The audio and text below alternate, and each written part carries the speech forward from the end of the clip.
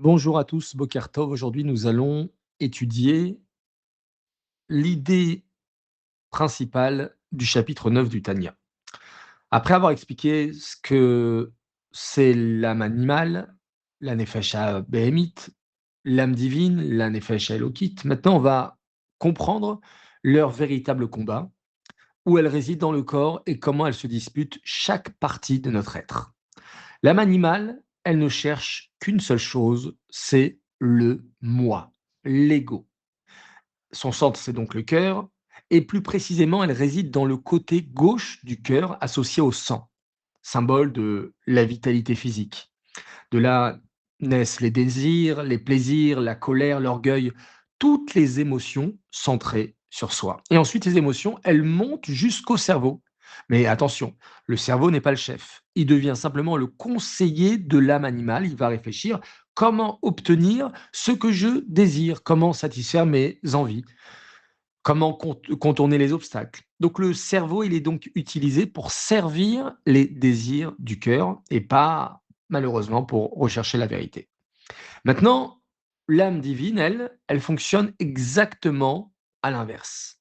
Son centre, c'est le cerveau. Pourquoi? Parce que le cerveau est capable de sortir de lui-même pour rechercher la vérité. L'âme divine, elle ne demande pas qu'est-ce que j'ai envie de faire, mais elle demande qu'est-ce que Hachem, il attend de moi. Le cerveau, il contemple la grandeur d'Hachem. Donc, grâce à cette réflexion, va descendre ensuite dans le cœur la crainte d'Hachem, l'amour d'Hachem, la joie de le servir. Et cette fois-ci, donc, ce n'est pas le cœur qui dirige le cerveau, mais c'est le cerveau qui éduque le cœur. C'est toute l'idée centrale du Tanya, Mohar Shalit à la lèvre, que le cerveau doit toujours contrôler le cœur. Le Tanya, il compare ça il compare le corps à une ville. Deux rois veulent gouverner cette même ville. L'un est l'âme divine, l'autre est l'âme animale. Aucun des deux ne veut simplement contrôler une partie. Les deux veulent tout gouverner. Les pensées, les paroles, les actions, les yeux, les oreilles, les mains, les pieds, chaque émotion. Donc le combat n'est pas simplement et seulement entre le bien et le mal, c'est une lutte permanente pour savoir qui va diriger ma vie aujourd'hui. Je me réveille, qui est-ce qui va prendre le contrôle? L'âme animale ou l'âme divine?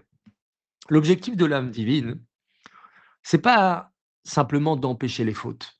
Elle veut que tout le corps devienne un instrument au service d'Hachem. Dira betartonim, d'accord? On veut faire ce que Akadosh Baruch Hu, il attend de nous de quoi? De faire de notre endroit et donc de notre corps une demeure ici-bas pour Hachem. Donc le cerveau, il doit réfléchir à la Torah. La bouche, elle doit parler Torah. Les mains, elles doivent accomplir les mitzvot. Les pieds doivent marcher pour une bonne action. Le cœur doit aimer Hachem. Donc tout notre être doit devenir une demeure pour la présence divine. Le Tanya, il explique qu'il y a un, un piège très dangereux dans cette lutte. C'est qu'il y a le Yetzer Hara qui va se mêler. Et très souvent, le Yetzer Hara, il va pas arriver avec une idée mauvaise. C'est rare que le Yetzer Hara, tout de suite, il va te dire, pour quelqu'un qui fait chômage Shabbat, tiens, allume la lumière. Non. Très souvent, il va d'abord aider l'âme animale à prendre le contrôle, et donc il va se déguiser en mitzvah. Il va te dire: «Non, écoute, tu as pas le temps de l'aider, tu dois étudier, laisse ta femme, laisse ton mari, toi, tu as d'autres occupations, toi, tu t'es déjà consacré pour des choses qui sont nobles et kadosh.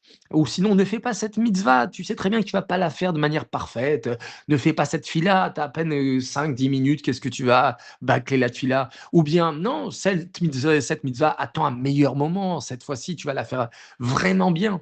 Donc en fait, il cherche simplement à empêcher l'action. Donc, il y a une règle très pratique. Lorsqu'une pensée, elle empêche de servir Hachem concrètement, il faut se demander si elle vient vraiment de mon âme divine ou si c'est un piège de l'âme animale déguisé en sainteté. Donc concrètement, le Tanya, il décrit deux niveaux dans ce combat.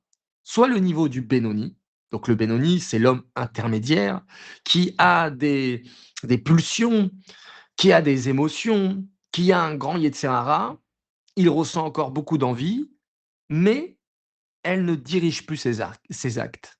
C'est une victoire quotidienne. Il lutte sans arrêt et il réussit. Donc ça, c'est la maîtrise, c'est le contrôle. Tu as un niveau et tu as une étape encore plus haute, c'est le niveau du tzaddik. C'est l'idée de transformer. Le tzaddik, il va plus loin. Il transforme même ses désirs. Au lieu de rechercher des plaisirs matériels, où il comprend que un plaisir en entraîne un autre et un autre et un autre et un autre jusqu'à la tombe, comme on l'a déjà expliqué. Donc il va trouver désormais son plaisir dans la proximité avec Hachem. C'est le même désir qui existe toujours, mais il a complètement changé de direction. Donc, bonne chance à tous pour ce combat euh, de tous les jours entre nos deux âmes. Et il faut se poser la question.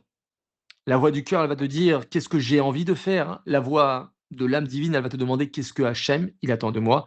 Qu'on soit toujours conscient, qu'on a toujours cette conscience de faire ce que Hachem, il veut.